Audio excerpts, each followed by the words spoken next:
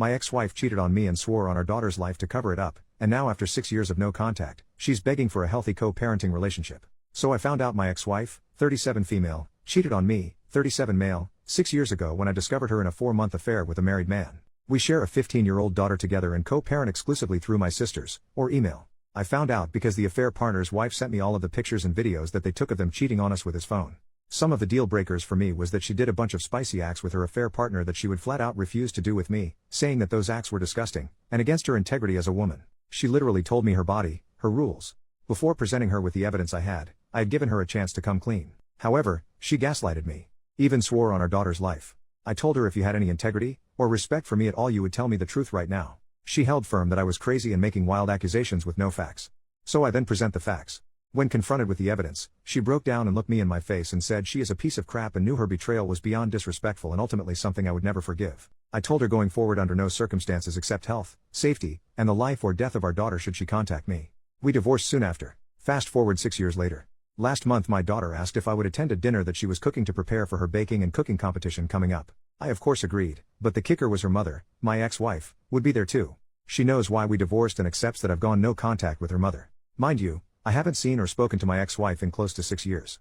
At the dinner some of my former in-laws and ex-wife were there, as well as my sisters and myself. My daughter's food was delicious and everything went pretty smooth. 1 week after the dinner I received a phone call from my ex-wife that I obviously answered because I thought something was wrong with our daughter. Nothing was wrong with our daughter, but my ex-wife wanted to sincerely apologize for her actions in the past and the damage she did to break up our family. She said that our daughter almost had a breakdown with the fear of her asking me to be in the same place as her and that our current dynamic is not healthy. She wanted to know if was there any way to healthy coexist for future events with our daughter. I did not interrupt her and let her finish what she had to say. When she finished talking, I responded by saying no and discontinued the call. Here is where I need advice. My sister told me my ex-wife is truly ashamed and sorry for breaking up the family and just wants a healthy environment for our daughter. My sister tells me to move on and to think about our daughter's mental health. I reminded my sister that what value am I in my daughter's life if I am unhappy? My ex-wife does not make me happy. So I need an unbiased opinion. Should I forgive my ex-wife and move on to build a better co-parenting relationship with my wife for my daughter's sake? Update 2 days later, I spoke to my daughter, 15 female, yesterday and what she had to say was an eye-opener. She told me that she knows that I love her and would do anything for her so she doesn't want to take advantage of my love for her for me by making me do things I normally would not otherwise do. She says her mom is struggling with sadness sometimes and tells her all the time that your father is not ever going to move past hating me, which makes it hard for everyone else to stop judging her for her past as well. Apparently my ex-wife is venting her grievances with our daughter because she has so few friends. My ex-wife lost a majority of all of our childhood friends, as we all grew up together. None of the husbands want their wives hanging out with her due to the fact that she used girls' night as an excuse to be with her affair partner, and some of the wives knowingly and some unknowingly covered for her. This caused a lot of drama. It is a common belief that some of the other wives were cheating as well, but no other proof can be found. Since my divorce with the ex, the other wives have essentially removed her from the group to save their marriages. Anyway, my daughter also explained to me that she missed our family being together if she was being honest, but understands that me and her mother love her. She then asked me about forgiveness, and then about unforgiveness, things people cannot be forgiven for. I told her that is ultimately a standard you have to set for yourself. It comes from the morality and values you have within yourself. I explained that sometimes you can dislike the actions, but not dislike the person, and sometimes you cannot unassociate the actions from the person. Then I gave her an example. Joffrey Baratheon from Game of Thrones. She hates him with a passion. I said her mother is someone whose actions I cannot unassociate with her. I said it doesn't mean she is a bad mom, it just means she is someone who I cannot disassociate with her actions. As a result, mine and her relationship can never be the same. I then told her just because someone says sorry, that it doesn't mean that everything is okay. Unfortunately some actions have consequences, and in her mother's case her actions are a part of who she is as a person. My daughter then asks me if I have ever forgiven someone who has hurt me before, and I said yes. I have forgiven a lot of people. Forgiveness is a very important quality to have as a person. Ultimately, we had a very good conversation last night and said me and her mom will always be there for her when she has big life events. I will be talking to my ex-wife soon about her comments to our daughter. Second update 10 months later. So, after my last post I decided to schedule an appointment with 2 separate therapists who specializes in marriage and family counseling after divorce.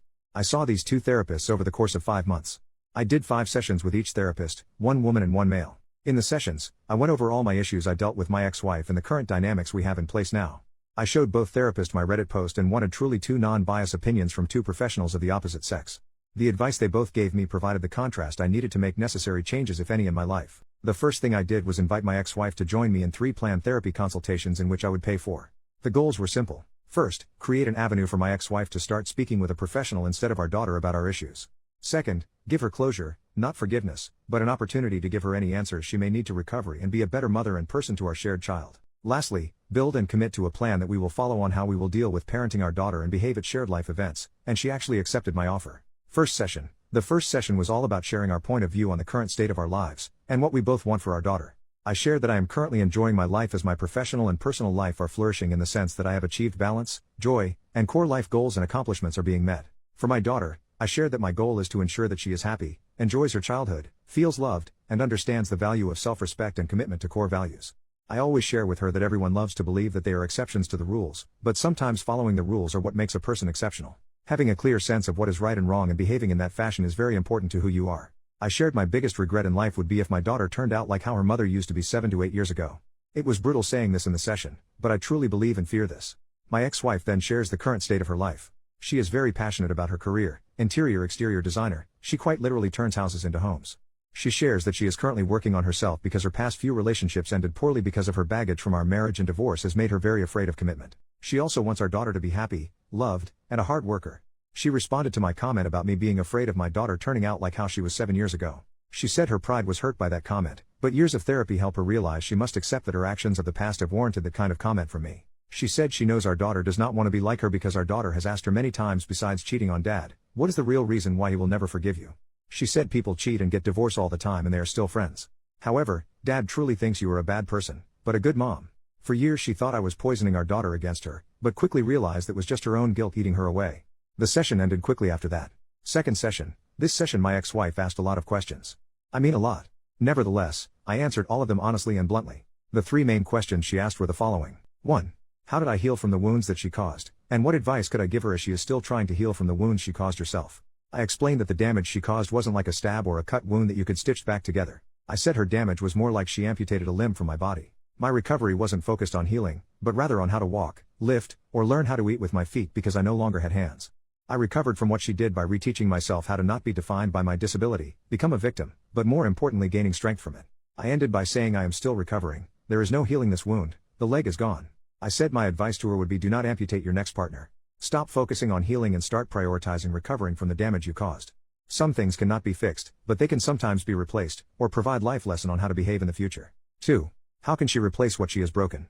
I reply by giving an analogy. When a woman has a miscarriage, she doesn't replace the child she has lost when she has another baby. She values the life of the child she is because she knows what it is like to lose a child or not have a child at all. She doesn't replace what she has lost, she has to use her previous loss as a vehicle to find love in what she is now. I reiterated that she cannot replace or fix this. Her actions are permanent and cannot be undone. She must recover and use her experience to be better next time. 3. Is there anything she could do to allow us to be friends again? I replied by saying no. However, her being a great mother to our daughter and showing her how to recover from making the mistakes she made in her past would go a long way in making sure our shared interest is met. I explained there is no scenario in which I can give you forgiveness, because it is not a gift I can give. This gift must come from yourself. I cannot be responsible for your happiness or forgiveness. 4. Would you allow me to keep trying? I respond sure. Last session, we made major agreements. We came to an agreement that I would allow her to contact me outside of emergency if she agreed to not speak about our relationship with our daughter. Please let her be a kid. She can call me directly if she wants to coordinate vacations, holidays, or gifts.